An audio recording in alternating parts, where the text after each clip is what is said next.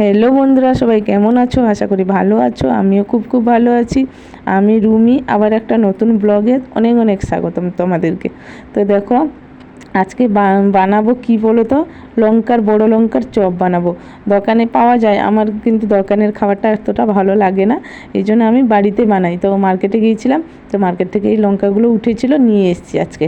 তো এইখানে দেখো, আলুটা সিদ্ধ বসিয়ে দিয়েছি। আজকে আলুর পুর বানিয়ে লঙ্কার চপ ভাজবো। তো এখানে বেসন নিয়ে নিয়েছি আর কর্নফ্লাওয়ার নিয়ে নিয়েছি। সব কিছু রেডি করে তোমাদেরকে দেখাচ্ছি, পুরো ভিডিওটা দেখতে হবে, স্কিপ করবে না। আর এখানে নিয়ে নিয়েছি হলুদের গুঁড়ো নিয়ে নেবো, আর লঙ্কার গুঁড়ো নিয়ে নেবো, আর একটু লবণ দিয়ে দিব, দিয়ে দেখো মাখিয়ে রেখে দিব। আর এগুলো রেডি করে নিব। দেখো, লঙ্কাটা কেটে আমি ওর বীজগুলো বের করে দিয়েছি, এর ভিতরে লবণ মাখিয়ে দিচ্ছি। কেন বলো তো, বেসনের ভিতরে ছাড়লে লবণটা ঢোকে না এতটা, আগে থেকে মাখিয়ে দিলে খেতে টেস্টি হয় আর ভালো লাগে খেতে, এই জন্য মাখিয়ে রেখে দিয়েছি। আর এইখানে দেখো, বেসনগুলোও মাখিয়ে রেখে দিব। আর আলুটা সিদ্ধ হয়ে গেলে ভর্তা বানিয়ে একটু কড়াই নাড়াচাড়া করে নিব, কেননা মানে আলুর চপের মতন তো, ওটাকে মাখিয়ে পুর ভরে মানে ভাজলে খুব ভালো লাগে। এমনিও লঙ্কা চপ ভাজা হয় বেসন দিয়ে, কিন্তু আমার আলুর পুর ভরে খেতে খুব ভালো লাগে।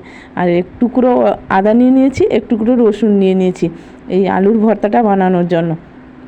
তো দেখো, আলু সিদ্ধ হয়ে গেছে, আমি মাখিয়ে এখানে কড়ার ভিতরে দিয়ে দিয়েছি মশলাগুলো দিয়ে মাখিয়ে নিয়েছি। তার চিটটা এলে কি বলো তো, খেতে খুব টেস্টি লাগে, ভালো লাগে, এই জন্য নামিয়ে নিয়েছি। এটা ফ্যান তলায় বসিয়ে দিব একটু ঠান্ডা হওয়ার জন্য। আর এখানে নিয়ে নিয়েছি টমেটো, একটা কেটে নিয়েছি, টমেটোমের চপও বানাবো আজকে, অনেক রকমের চপ বানাবো, এই জন্য কেটে নিয়েছি।